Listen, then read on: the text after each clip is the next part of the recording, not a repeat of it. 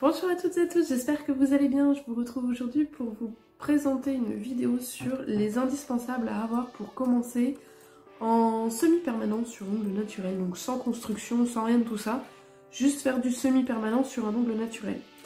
Donc pour commencer, que ce soit sur vous ou sur une cliente, vous allez avoir besoin de désinfectant.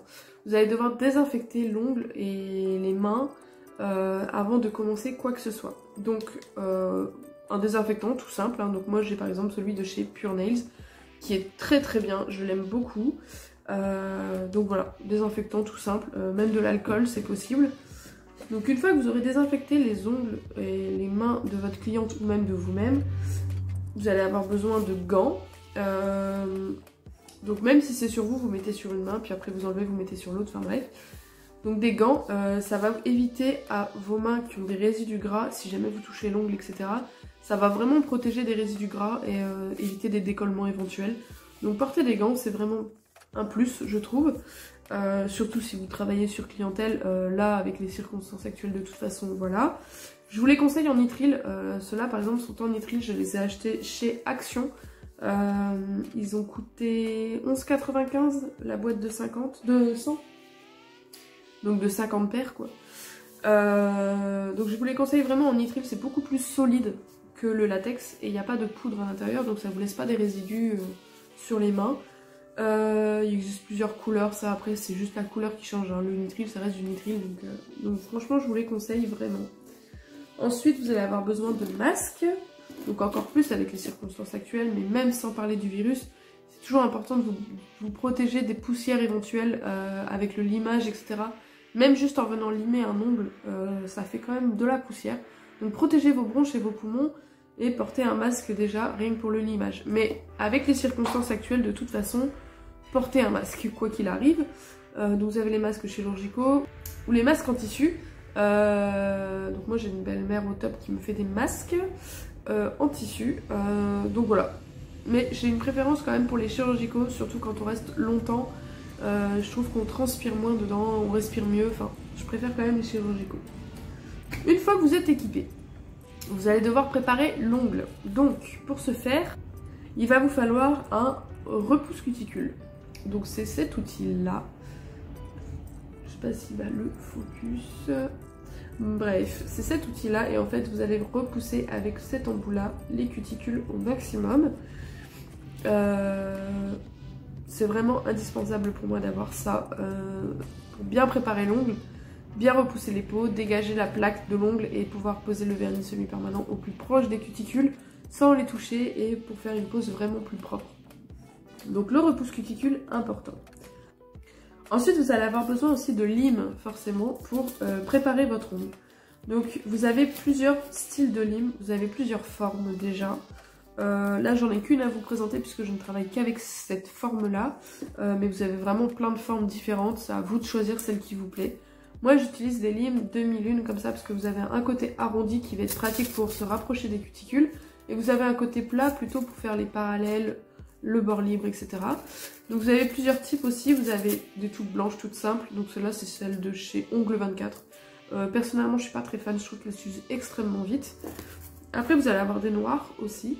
Donc ça c'est celle de chez Halo. De toute façon vous allez voir passer beaucoup de Pure Nails et Halo parce que je ne travaille quasiment qu'avec cette marque. Donc je suis vraiment fan de cette marque. Donc vous avez des noirs et vous avez aussi des zébras. Donc comme ceci. Chez Halo j'ai une préférence pour les noirs quand même. Parce qu'elles s'usent pas très vite. Moins que les zébras. Et elles laissent aucun résidu noir sur l'ongle. Et franchement elles sont top. Ensuite vous allez avoir plusieurs grains aussi sur vos limes. Vous allez avoir par exemple du 100-180. Ça je vous les conseille vraiment, c'est le passe-partout de la lime je trouve. Elle va vraiment vous servir pour tout. Le 180 c'est le grain le plus doux. Et le 100 ça va être le grain le plus rugueux. Souvent le côté le plus fin est sur la partie où il y a l'écriture. Donc celle-là c'est la passe-partout parce que le 100 par exemple vous allez pouvoir limer... par exemple si plus tard vous faites du gel, la construction, etc. Ou pour la dépose de vernis semi-permanent. Le 100 c'est bien. Et dès que vous vous rapprochez un petit peu plus de l'ongle naturel, vous passez sur le 180. 180 ça va vous servir plutôt pour matifier l'ongle avant la pose de VSP. De toute façon, il y a une vidéo qui va suivre avec la préparation de l'ongle et la pose de semi-permanent au plus proche des cuticules, etc. Je vais vous sortir les deux vidéos un petit peu en même temps, donc vous allez avoir le protocole ensuite qui va suivre. Donc voilà pour cette lime là, moi je la trouve vraiment top, c'est vraiment la lime passe-partout. S'il y en a une à acheter, c'est la 100-180. Après vous avez par exemple du 240-240, donc ça c'est encore plus fin. C'est vraiment très doux comme lime, ça va être plus pour le bord libre. Pour l'ongle aussi ça peut être bien, c'est plus fin. Après vous avez du plus gros, vous avez du 80-80. Ça c'est vraiment des gros grains, ça va être plus pour la mise en forme du gel, quand vous allez faire du gel. Ou la dépose, ou enfin voilà, ça va être plus pour tout ça. Donc ça c'est pour les limes. Comme je vous disais, il y a plusieurs formes. Vous avez la forme banane, donc c'est que de l'arrondi. Vous avez une forme droite, donc un petit peu comme ça. La forme droite comme ça, je suis moins fan. J'aime bien avoir ces deux côtés de lime en fait. Après vous allez avoir besoin de blocs polissoirs aussi, enfin de buffer. Donc le buffer, ça va vous servir à matifier l'ongle aussi. Moi, je préfère matifier l'ongle avec le buffer. Je trouve ça plus doux pour l'ongle. Donc vous avez pareil des grains et des formes différentes au buffer. Donc comme là, par exemple, en demi-lune, ce que moi je préfère. Vous avez en droite comme ça aussi, mais j'aime moins. Donc en demi-lune comme ça. Donc c'est très mou. C'est beaucoup plus épais qu'une lime déjà. C'est très mou. C'est en mousse. Et c'est plus doux. Alors... ça porte un peu à confusion parce qu'il est marqué 100-180 aussi, mais c'est plus doux qu'une vraie lime. Parce que du coup, comme c'est en mousse, ça va venir moins abrasé, on va dire, qu'une lime qui est dure et qui va vraiment avoir un effet décapant, quoi. Donc, les buffers, très importants aussi. Par exemple, même après, quand vous allez faire du gel, pour venir lisser un petit peu les coups de lime que vous avez mis sur la construction. C'est vraiment bien, ça permet de lisser le tout, c'est vraiment pratique à avoir. Vous avez aussi des blocs polissoirs. Donc là, ça va être plus sous cette forme-là. Alors au début, j'utilisais que ça. Maintenant, j'utilise plus du tout. Je prends que des buffers maintenant. J'adore les buffers. Les blocs polissoirs, je suis moins fan. Je trouve ça trop agressif. Et en plus, les arêtes sont très coupantes. Donc, il faut toujours venir avec une lime casser les arêtes.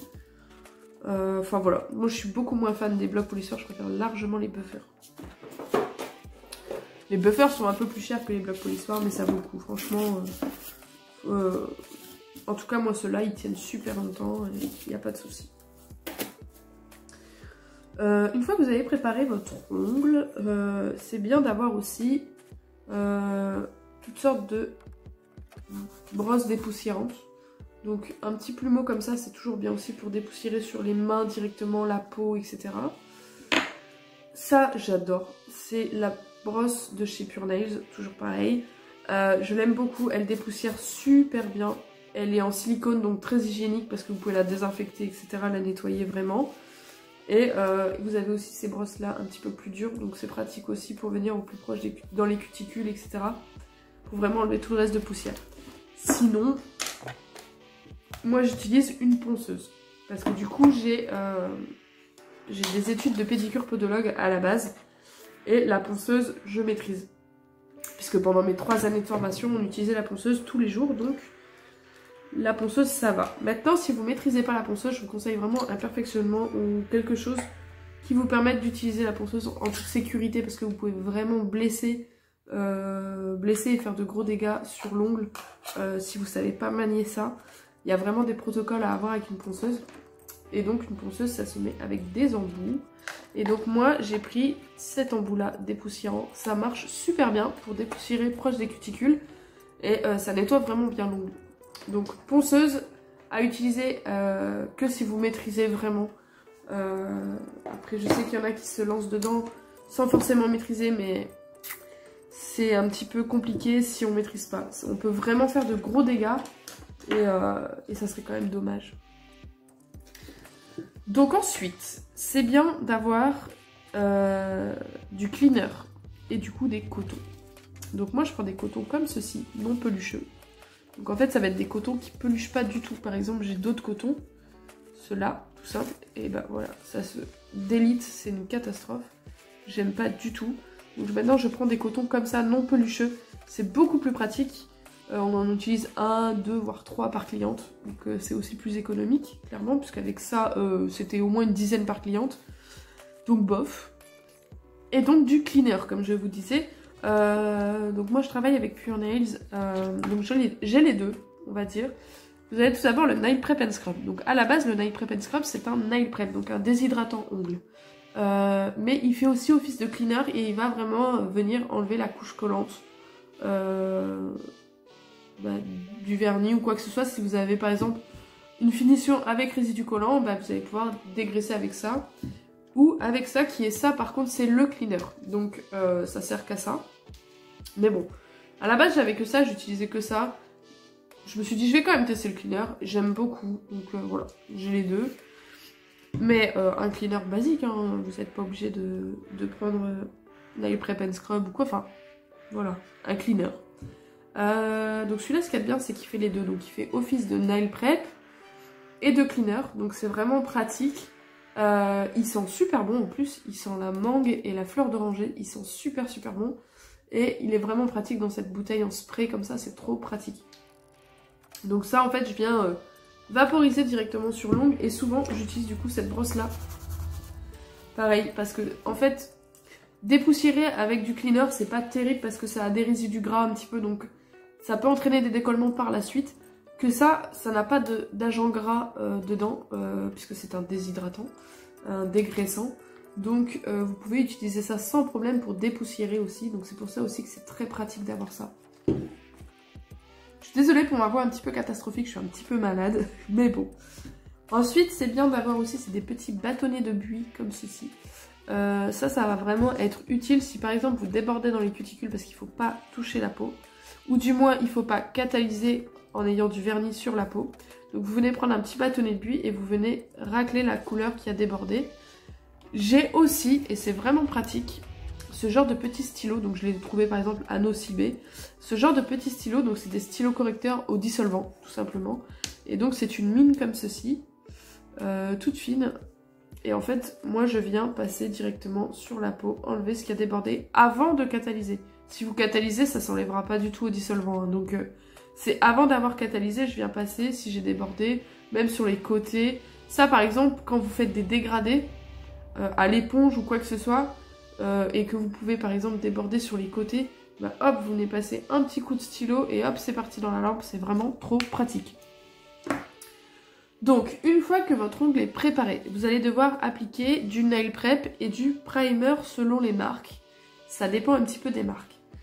Donc, par exemple, moi avec Pure Nails, j'ai pas besoin de primer, j'ai besoin que de nail prep. Donc je viens mettre mon nail prep and scrub sur l'ongle.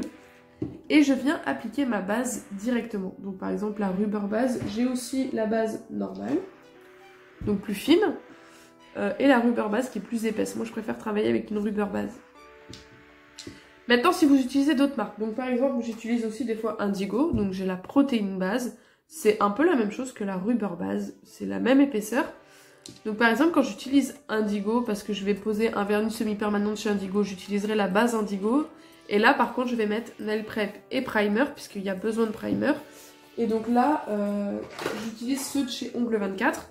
Donc le nail prep, qui est pareil, un déshydratant ongle, et le primer. Donc c'est ultra bon de primer, c'est sans acide. Vous avez deux types de primer, c'est avec acide et sans acide. Moi, j'utilise celui sans acide toujours. J'ai toujours utilisé celui sans acide. Donc ça, c'est pour la pose de la base, par exemple. Donc moi avec Halo j'ai pas besoin de primer, mais ça dépend des marques. Hein. Avec Indigo il y a besoin de primer, donc voilà. Ça va dépendre en fait de la couleur que la cliente a choisie. Si elle choisit une couleur Halo, je vais utiliser du coup directement les produits Halo, donc la base, la finition Halo. Maintenant si elle choisit de l'indigo, je vais poser une base indigo tout simplement. Donc ça c'est pour la base. Le nail prep et le primer se sèchent à l'air libre, vous n'avez pas besoin de lampe. Maintenant la base par contre ça commence à être du semi-permanent et ça se sèche dans une lampe UV. Hop, donc ça se présente comme ceci, avec des LED à l'intérieur. Souvent ces lampes là vous pouvez enlever le socle pour par exemple faire les pieds. Donc ça se présente comme ceci avec des LED un petit peu partout. Donc moi c'est pareil, celle de chez Pure Nails, elle est vraiment top. C'est une 48 watts. Alors, il y a plusieurs types de lampes. Vous avez plusieurs puissances. On conseille souvent pour le semi-permanent 36 watts, c'est suffisant. Moi, je vous conseille d'investir tout de suite dans du 48 watts minimum. Parce que c'est la puissance qu'il va vous falloir si vous vous lancez dans le gel. Donc si vous, pour le moment, vous faites du semi-permanent, mais que par la suite, vous voulez essayer le gel, vous allez devoir réinvestir dans une lampe un peu plus puissante, donc une 48 watts. Donc je vous conseille d'investir tout de suite dans une 48 watts. Vous en trouvez des vraiment pas chères sur AliExpress, par exemple. Moi, avant, j'avais 2 AliExpress, 54 watts. Et je les avais payés 10-12 euros, quelque chose comme ça, avec les frais de port, donc enfin rien du tout. Et elles étaient arrivées en 2-3 semaines en plus, donc super rapide. Donc vraiment, vous avez des lampes très peu chères sur AliExpress si vous avez un petit budget. Donc moi j'ai celles de Halo, qui sont forcément un petit peu plus chères, clairement. Mais elles sont vraiment top, c'est des 48 watts, et elles sont trop bien. Sur des lampes, vous avez plusieurs modes. Donc vous avez le mode 10 secondes, ça va être plus pour le nail art. Par exemple, vous faites des traits, etc., que vous voulez un nail art assez long et compliqué. Vous les figez au fur et à mesure pour pas devoir tout réeffacer à chaque fois. Vous mettez 10 secondes, c'est suffisant, ça fige la couleur. Après, vous avez le mode 30 secondes. Donc ça va être pour ce qui est couche de couleur. La couche de couleur, vous allez catalyser, donc vous allez mettre 2 couches à chaque fois et vous allez catalyser 30 secondes. Après, vous avez le mode 60 secondes. Ça va être pour ce qui est base et finition sur du semi-permanent. Le gel, etc., c'est pareil, ça va être 60 secondes. Et après, vous avez le mode low heat, donc c'est 99 secondes. Bon, ça ne concerne pas pour le semi-permanent, mais bien qu'il y ait des bases qui chauffent. Mais en fait, le mode 99 secondes, ça va être pour tout ce qui est gel, etc., qui vous envoie au plafond parce que ça chauffe. Donc vous mettez ça et en fait, par exemple, 60 secondes, donc ça part tout de suite en puissance maximale. Et en 99 secondes, ça part progressivement en fait. Ça va s'allumer progressivement de façon de plus en plus puissante. Et ça va permettre à catalyser de façon un peu plus progressive et ça va éviter la surchauffe. Donc ça, c'est pour la lampe UV. Donc comme je vous disais, il y a certaines bases qui chauffent sous lampe. Je pense par exemple à la rubber base de chez Halo qui chauffe un petit peu. Mais quand on met en mode low heat, ça va nickel. Donc ça, c'est pour la base. Ensuite, vous allez avoir besoin de couleurs, bien sûr. Vous avez deux types de couleurs. Vous avez les semi-permanents, donc qui se présentent en flacon, tout simplement. Comme un vernis classique, en fait. Hein. Ça va être un vernis avec de la couleur. Et après, vous avez aussi les color gel. Donc voilà, je vais vous montrer ça. Et ça va se présenter en petits pots comme ceci. Et ça va être appliqué au pinceau. Donc les color gel, alors là du coup, hop, par exemple un blanc. Donc ça s'applique par contre au pinceau. Je vous conseille vraiment, c'est d'avoir des VSP et pas de color gel. En fait, le color gel, vous allez pouvoir l'appliquer que sur une construction en gel. Vous n'allez pas pouvoir l'appliquer sur ongle naturel parce que c'est pas assez flexible. Donc si vous l'appliquez sur un ongle naturel et que l'ongle naturel est un petit peu mou par exemple, ça va forcément casser la couleur. Donc vous allez avoir des fissures au milieu de votre ongle. Donc c'est pour ça que je vous conseille vraiment d'avoir du semi-permanent, des VSP et pas du color gel. Le VSP, ce qu'il y a de pratique, c'est que ça s'applique sur toutes les matières. C'est-à-dire ongle naturel, le gel, le polygel, la résine, ça s'applique sur tout. Donc autant investir tout de suite là-dedans et pouvoir appliquer ça partout. Parce que par exemple, vous allez avoir votre nuancier de fait, avec des color gel et des VSP si vous travaillez avec les deux. Et votre client va vous dire, mais je veux cette couleur-là, mais sans construction. Et ben, ça va pas être possible. Donc c'est assez compliqué parce que des fois, vous avez des clientes qui vont vous dire, ah oui, mais moi je veux cette couleur-là, j'aime trop cette couleur-là, mais c'est pas possible puisque c'est sur ongle naturel. Donc en fait, moi j'ai des color gel là par exemple, mais je les utilise absolument pas et elles sont même pas présentes dans mes nuanciers. Je vais m'en servir uniquement quand je fais du nail art sur tips ou etc. Parce que le problème c'est que c'est possible que sur construction gel.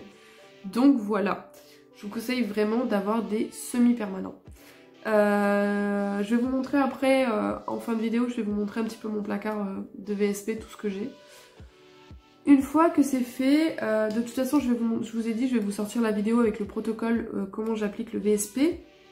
Donc vous allez appliquer votre première couche et vous allez avoir besoin d'un pinceau à nail art. Donc c'est un pinceau fin. De toute façon c'est pratique à avoir aussi si vous voulez faire du nail art, parce que même sur du semi-permanent, vous pouvez faire du nail art, il n'y a pas de souci. Donc c'est un pinceau très fin comme ceci, avec des poils très fins. Et ça va permettre de venir se rapprocher des cuticules, vraiment au plus proche des cuticules, sans les toucher. Et ça va permettre d'avoir une précision vraiment nickel pour avoir un semi-permanent au top. Donc de toute façon, vous verrez ça dans la vidéo, je vous ai dit, je vous sors celle-là et du lendemain ou quelque chose comme ça, je vous sors celle avec le protocole, comment je fais. Donc voilà, donc vous allez appliquer par contre votre semi-permanent en 2 couches, c'est obligatoire. Même si votre semi-permanent est très opaque et très pigmenté dès la première couche, appliquez toujours 2 couches. Ça ne fera qu'augmenter la qualité et la tenue de votre semi-permanent. Donc ne lésinez pas sur les couches à mettre, mettez-en 2 toujours, quoi qu'il arrive. Une fois que votre semi-permanent est fait, vous allez appliquer un top coat. Donc c'est une finition. Hop, moi c'est toujours pareil, c'est à l'eau. J'ai de la finition indigo quand c'est de la couleur indigo. Mais j'utilise quasiment que ça. Parce que de toute façon vous allez voir mon placard après, il est plein de halo et il n'y a quasiment plus d'indigo. Donc vous avez plusieurs types de finitions. Vous avez les... Donc là celle-là par exemple c'est la non-wipe. Je sais pas s'il va faire le focus, je ne pense pas. Bref, vous avez des finitions sans résidu collant. Vous avez des finitions avec résidu collant. Qu'il faudra venir dégraisser avec du coup le cleaner. C'est pour ça que c'est bien d'en avoir aussi. Et vous avez des finitions par exemple mat pour faire un effet velours. Et vous avez des finitions pailletées. Pour le début, l'essentiel c'est une finition brillante. Puisque quoi qu'il arrive, si vous n'avez pas de finition mat et que votre cliente veut du mat, vous appliquez votre couche de finition brillante. Vous prenez le buffer. Et vous venez passer un coup de buffer sur votre finition brillante. Et ça va vraiment matifier votre finition sans l'enlever. Et ça va vous faire un effet vraiment velours et mat sans problème. Donc voilà, la finition à avoir absolument c'est la brillante. Puisqu'avec celle-là vous pouvez faire du mat. Finition pailletée, clairement on n'en demande pas beaucoup. Les clientes n'en demandent pas beaucoup. Donc pas forcément nécessaire d'en avoir une tout de suite. Maintenant si vous voulez pouvoir proposer quelque chose en plus à vos clientes, sans problème. Donc voilà pour le semi-permanent, pour les produits à avoir pour faire la pose. Et une fois que vous avez fait votre pose, vous allez devoir hydrater les cuticules. Donc pour cela, huile à cuticule, j'en ai plusieurs. J'ai de l'indigo, j'ai ma chouchoute Pure Nails. Cette odeur est juste à tomber par terre, j'adore cette odeur, ça sent le monoeil, je suis trop fan. Elle sent trop bon. Et elle est ultra hydratante, franchement, elle est au top, du top. Après j'ai les indigo, donc c'est toutes les deux des pipettes. Vous avez aussi sous forme de flacons, comme les semi-permanents par exemple, pas comme les vernis. Donc par exemple, Ongle 24, ils les font comme ça, donc c'est des petits pinceaux. Mais je trouve ça moins hygiénique quand même. Donc voilà, vous avez plusieurs formes d'huile à cuticule. Et après vous allez appliquer de la crème. Voilà, donc par exemple moi quand j'utilise cette huile là, je vais mettre la crème qui a la même odeur. J'aime beaucoup associer les odeurs entre elles en fait, j'aime pas appliquer des odeurs différentes. Et Pure Nails du coup ils ont que de l'huile à cuticule. Et j'ai une amie à moi, du coup c'est Shop Nature Bio. J'ai sa petite carte ici, je vais vous mettre son Instagram juste en dessous. Qui m'a fait une crème. En fait elle fait que des produits bio et naturels et elle les fait elle-même. Et en fait elle m'a fait une crème du coup pour les mains réparatrice et nourrissante. Et elle m'a retrouvé la même odeur que l'huile à cuticule. Donc ça c'est au top parce que du coup je peux finir avec un petit massage des mains avec la même odeur. Donc ça c'est top. Et franchement cette crème elle est vraiment trop bien parce que déjà c'est bio, il n'y a pas de produits controversés, il n'y a pas d'aluminium, il n'y a pas de tout ça. Qu'on retrouve chez Indigo par contre. Donc bof. Et elle laisse pas de résidus gras. C'est ça que j'aime beaucoup avec cette crème là aussi. Donc voilà pour les petites crèmes et les petites huiles à cuticule. J'en ai pas énormément, j'en ai 3-4. Je trouve que c'est suffisant. Donc c'est tout pour cette vidéo. J'espère qu'elle vous aura plu et qu'elle vous aura un petit peu éclairé sur ce qu'il y a à avoir pour débarrer en semi-permanent. N'hésitez pas à me dire en commentaire ce que vous en avez pensé et si j'ai oublié des choses par exemple qui vous semblent indispensables pour vous pour démarrer dans le semi-permanent. Je vous ai pas parlé des effets etc. mais C'est pas essentiel je trouve, mais vous avez toutes sortes d'effets à appliquer sur les ongles, sur le semi-permanent, qui vont faire des effets paillettes. Donc vous avez l'effet lisse et l'effet en sucre. Enfin voilà, vous avez toutes sortes d'effets aussi, mais je me suis dit que c'était pas indispensable non plus. Mais de toute façon, j'ai fait pas mal de vidéos sur comment appliquer les effets, les paillettes, etc. Donc n'hésitez pas à aller voir aussi si ça vous intéresse. Pardon. Sur ce, je vous fais des gros bisous et je vous dis à bientôt pour la prochaine vidéo. Bye bye les amis!